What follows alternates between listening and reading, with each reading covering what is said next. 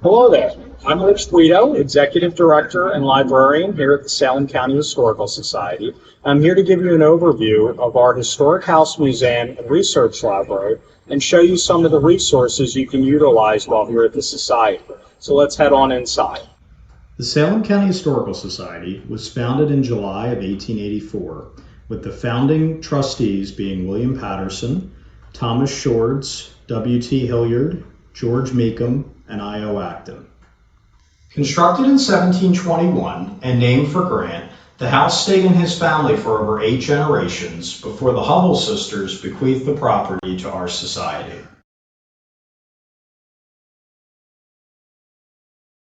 I'd like to now show you just a small sampling of some of the things that we currently have on display. And we're going to start here with the home clock. So the home clock was constructed around 1760 in London by Thomas Wagstaff, but it actually plays a large role in Salem County during the Revolutionary War because it was owned by a local militia colonel named Benjamin Home. The clock was in his property, and the British showed up in 1778 and burned his home and took many of his valuables, including the clock. The clock ended up in New York City and was actually discovered by a local Salem County woman named Esther Seeley Gibbon, and she actually told Benjamin Home that the clock was there in New York, and when the war ended, Benjamin Home went up there and retrieved his clock on an ox cart and brought it back to Salem County. The next item I'd like to show you is this banister back chair, which was constructed in the early 18th century and was purportedly owned by William Penn. Now, William Penn actually had a lot of strong ties with people here in Salem County, and he owned a lot of land here in the county as well. In particular, he had a lot of dealings with our colony's founder, John Fenwick. But the chair actually came here a bit later. It came to Salem County in the hands of a man by the name of Jesse Bond around 1820, who was a prominent Quaker school teacher here in Mannington Township. So another fascinating item I'd like to show you is this dress right here. This dress was actually worn to George Washington's first inauguration in New York City. It was worn by a local woman by the name of Sarah Hancock Sinnickson, who was invited to the inauguration because she was married to a congressman who lived here named Thomas Sinnickson. And Sarah was actually the daughter of Judge William Hancock, who was affiliated with the Hancock House and the Hancock House Massacre that also occurred here during the Revolutionary War. So now I'm going to take a few minutes to show you some of the resources that we have available in our research library. So let's head on in. So you can see here in our first section, we have a series of early New Jersey history books.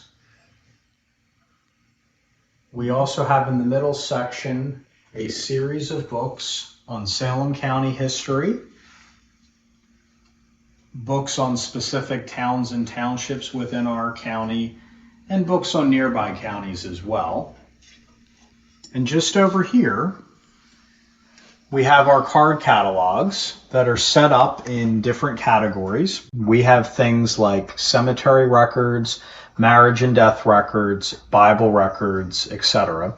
And these are items that are things that will point you to references either here in the library or things that possibly could be in our archives as well.